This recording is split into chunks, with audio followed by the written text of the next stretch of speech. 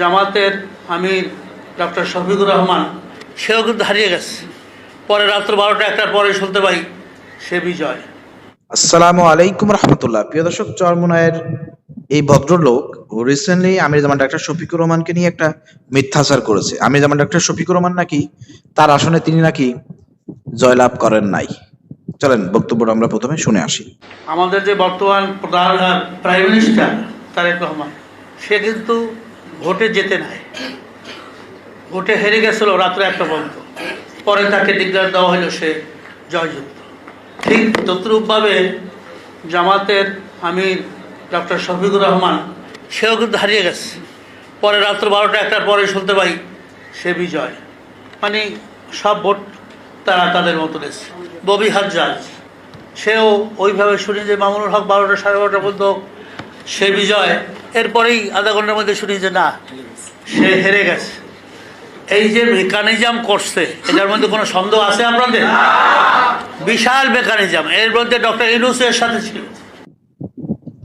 প্রিয় দর্শক, আপনারা শুনলেন চরমোনাইয়ের এই ভদ্রলোক তিনি যে মন্তব্যটি করেছেন তারেক রহমানকে নিয়ে, যে মন্তব্য করেছেন, হ্যাঁ, তারেক রহমানের মন্তব্যের ক্ষেত্রে ঠিক আছে, কারণ সেখানে আমাদের জামাতের ডক্টর খালিদুজ্জামান ছিল, তার ভোট বেশি ছিল এবং তিনি জিতে গেছিলেন প্রায়, কিন্তু সেখানে তাকে হারিয়ে দেওয়া হয়েছে। কিন্তু 2 নম্বরে তিনি কি বললেন? আমির জামান ডাক্তার শফিকুর রহমান নাকি 12টা পর্যন্ত তিনি নাকি হেরে যাচ্ছিলেন, 12টার পরে নাকি তাকে জিতাই দেওয়া হয়েছে। এই ধরনের কি বলবো অপদার্থ এবং চরমোনাইয়ের সব লোকই বেশিরভাগ, মানে পীর সাহেব থেকে শুরু করে, এরা যে কি পরিমাণ মিথ্যা কথা বলতে পারে এবং কতটা যে অশিক্ষিত মূর্খ, মানে এদের রাজনৈতিক জ্ঞান যে এতটাই অল্প এবং এরা যে কতটা মিথ্যাবাদী, সেটা বলে আপনি ভাষায় প্রকাশ করতে পারবেন না। বিগত নির্বাচনে তো আপনারা দেখছেন, মানে এত হারার পরেও ওদের লজ্জা নাই। ওদের লজ্জা হবে কিভাবে? ওদের লজ্জা থাকলে তো লজ্জা হবে। রিসেন্টলি আপনারা শুনেছেন শেরপুরে 3 নম্বর আসনে জামাতের যে আপনার প্রার্থী মারা গেছিল, নির্বাচন স্থগিত ছিল, সেই নির্বাচন কিন্তু এই যে এপ্রিল মাসে হবে। ওইখানে নাকি চরমোনাইয়ের প্রার্থী বসে গিয়ে সেখানে নাকি বিএনপি কে সমর্থন দিয়েছে। বিএনপি কে সমর্থন দিয়ে তারা নাকি ইসলামী শরিয়াত প্রতিষ্ঠা করবে।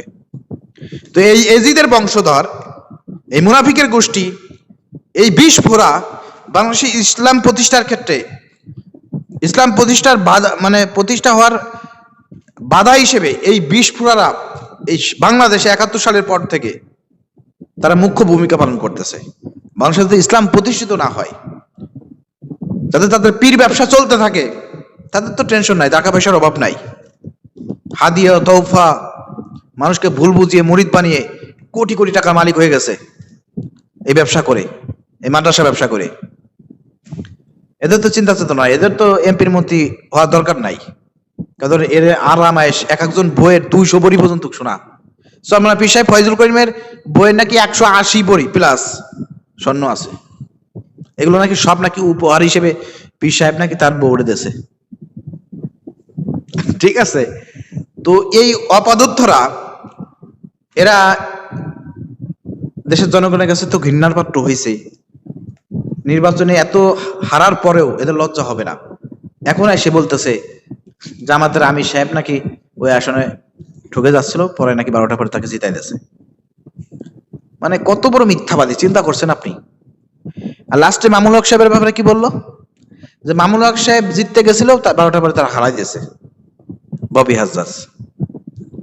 কে আপনি মামুনুল হক সাহেবের ব্যাপারে ঠিক বললেন, তারেক রহমানের কথা ঠিক বললেন, আমির জামাতের ব্যাপারে আপনার এত চুলকায় কে মিথ্যা কথা বলার জন্য?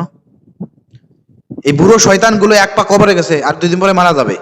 কবরে যাবার জবাবটা দিবি কি? ও কোথা থেকে তথ্য পাইলো যে জামাতের আমির হেরে যাচ্ছিল, 12টা পরে জিতাই দিয়েছে? ওই যে জামাত বিদ্বেষিতা, ওই জায়গা থেকে আমির জামান ডাক্তার শফিকুর রহমান এই একটা খাড়াইছে। আমি তীব্র নিন্দা এবং প্রতিবাদ জানাচ্ছি। এই ধরনের অপদার্থ এজিদের বংশধররা এই বাংলাদেশে ইসলাম প্রতিষ্ঠার জন্য সবচেয়ে বড় বাধা এবং এরা হচ্ছে বিষ ফোড়া।